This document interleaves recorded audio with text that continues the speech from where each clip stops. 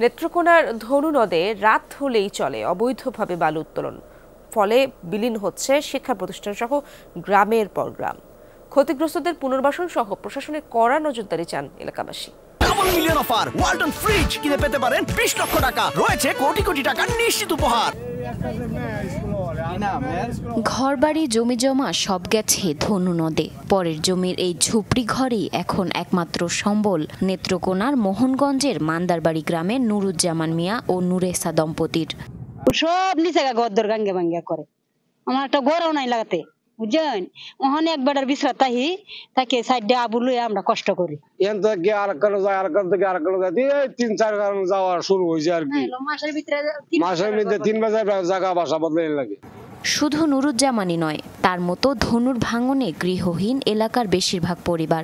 ভাঙনে বিলীন হয়েছে হাজারো মানুষের বসতভিটা, ফসলি জমি, বাজার, শিক্ষা প্রতিষ্ঠান, উপাসনালয় সহ বিভিন্ন স্থাপনা।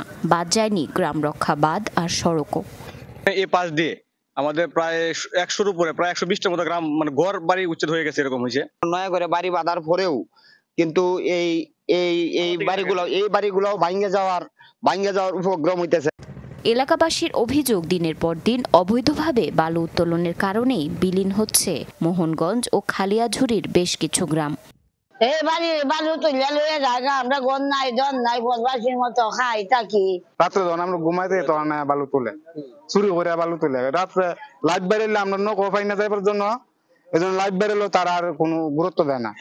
তবে এলাকার প্রভাবশালীদের উপর দায় চাপিয়েছেন অবৈধভাবে বালু উত্তোলনকারীরা, যদিও কয়েক দফা চেষ্টার পরও প্রভাবশালী কাউকে পাওয়া যায়নি।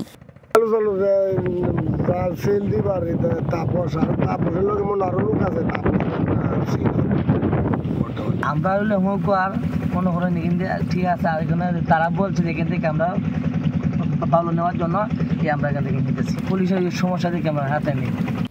অবৈধভাবে বালু উত্তোলনকারীদের বিরুদ্ধে ব্যবস্থা নিতে মোবাইল কোর্ট পরিচালনা অব্যাহত রয়েছে বলে জানান জেলা প্রশাসক।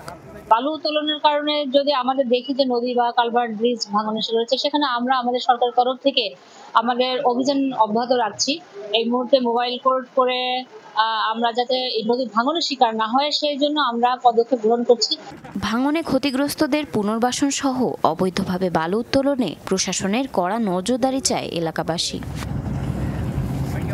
জারিন অর্নি, যমুনা নিউজ।